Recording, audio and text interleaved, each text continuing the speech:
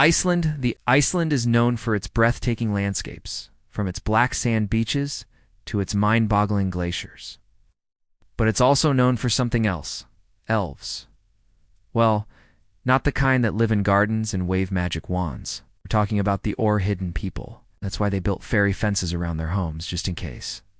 This creature is a mix between a human and a horse, and it's definitely not one to mess with. The tikbalong is a hairy bipedal creature with the head and torso of a human and the hind legs of a horse.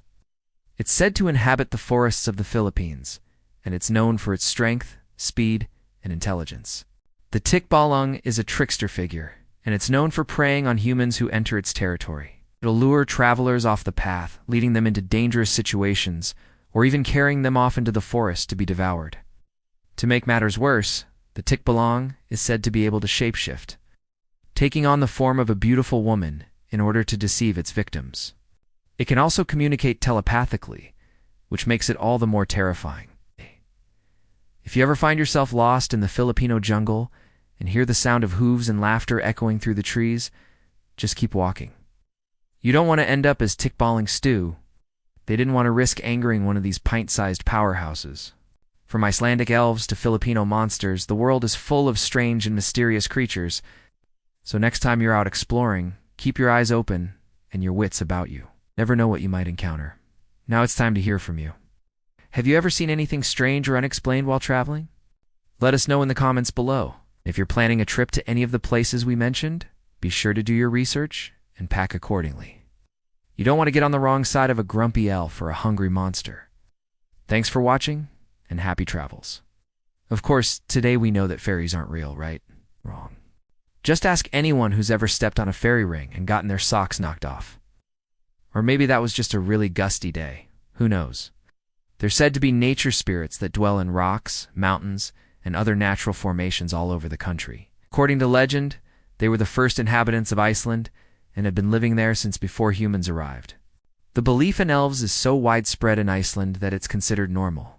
In fact, over 50% of the country believes in them, and this isn't just a whimsical fantasy. It's a deeply ingrained part of Icelandic culture that has practical implications. For example, when road construction crews are working in an area where elves are believed to live, they often have to divert the road to avoid disturbing their homes.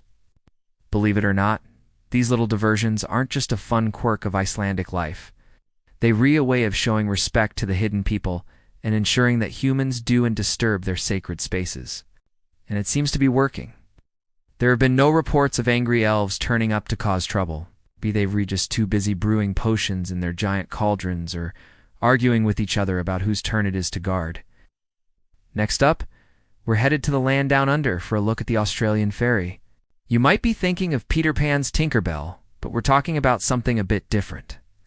These fairies are huge, like the size of a small child, and they're definitely not afraid to use their magic.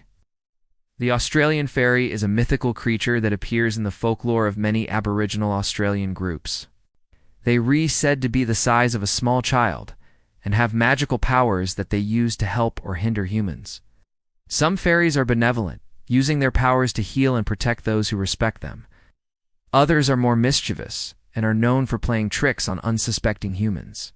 But no matter what their temperament, all fairies are deeply connected to the natural world and are said to be incredibly powerful. When it comes to protecting their home, back in the Old West, people were so superstitious that they believed fairies were real. And not only that, they could actually harm you. Finally, let's take a trip to the Philippines for a look at the tikbalong. Well, there you have it.